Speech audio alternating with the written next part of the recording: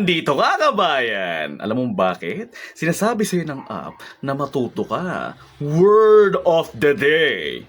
Boondoggle. Ang boondoggle ay isang word na nagbibigay ng effort, oras at pera sa isang proyekto na nagbibigay ng resulta na mas marami pa ang nawala sa'yo. Gaya ng pasensya na binibigay natin sa gobyerno.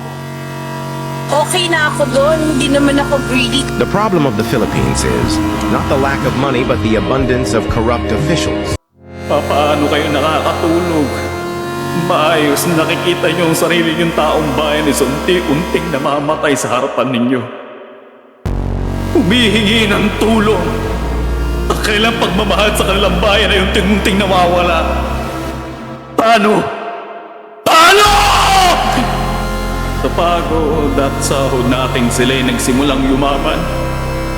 Maraming numero ang naangkin ng mga miyembro ng gobyerno natin.